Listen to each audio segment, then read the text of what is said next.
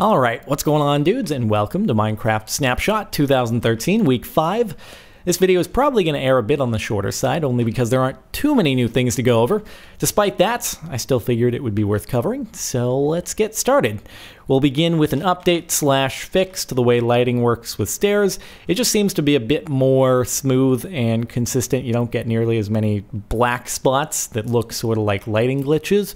So it's been a little while since I've paid close attention to how lighting looks on stairs, but nonetheless, as far as I can tell, it seems to be a lot smoother. Obviously, the smooth lighting is never going to be possible on the actual right angles within the stairs themselves, but nonetheless, we're not getting any blackness on the half-step sections. So anyway, that might only occur with torches placed in different spots, but nonetheless, it looks pretty good to me.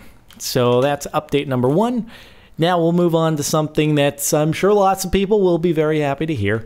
Bone meal has been revised, so it's not actually back to the way it was pre-nerf, but it is much less nerfed than it was before. So let's grab some bone meal, some saplings, and some seeds here. We'll plant a few seeds, and it's just been revised to work on a random % chance. So instead of clicking it and it going up one tier each time, it just has somewhere like a 50 or 33% chance of growing it all the way to full. So that one took 2, that one took 2, that one took 3. So anywhere from 2 to 3 to actually grow wheat entirely. And similarly, if we right-click here, it takes several. So I'll revise that statement to a much lower % chance for a tree.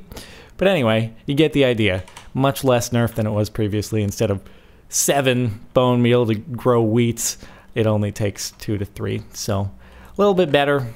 Needless to say, I think we'll get used to it. So anywho, now we'll move on to something that's pretty cool. This is something that you could actually accomplish previously using things like World Edit, but never in the vanilla game. So here we have some snow steps. So now you can actually build up layers of snow, each pixel by pixel, or 2 pixels at a time, I should say.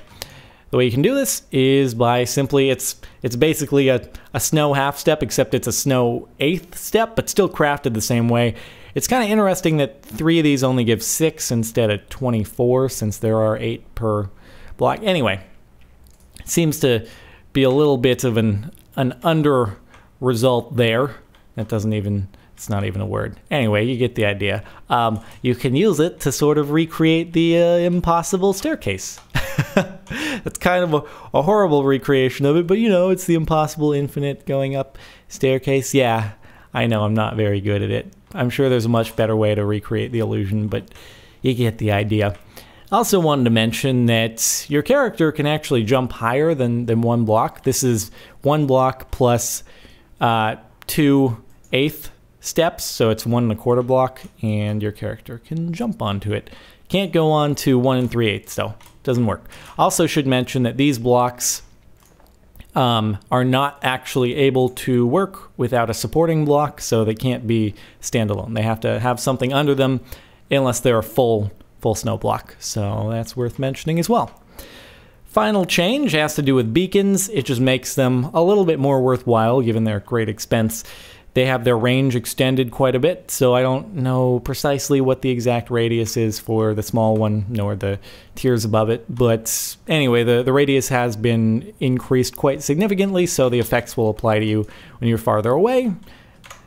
You'll see that the speed is still refreshing while I'm pretty significant distance away from it. So it just makes them a bit more worthwhile. And yeah, so that's that. Now finally, there's been some updates to the whole keeping track of stats and stuff using commands that I went over last week. So I'm not going to go over this in too much detail because it doesn't seem to be completely finished, and I also don't want to give incorrect information. But there's also some stuff about teams. So if I do /scoreboard, now we have this teams option that'll have a whole bunch of stuff relating to sort of multiplayer things that don't really apply if I'm just in single player here. And you've also got this new objective. Here, if we type in health and tab once more, or tab there, I'm trying to remember the add then type in something like that. And then in addition to kill count, player kill count dummy, we also now have a new health variable in there that we can use to keep track of player health. So just a couple new things, and I'm sure more info will come out about them in the weeks to come. But anyway, that's about it for this snapshot. Thank you very much for watching. If you've enjoyed, a rating would be much appreciated. Other than that, I will see you next time.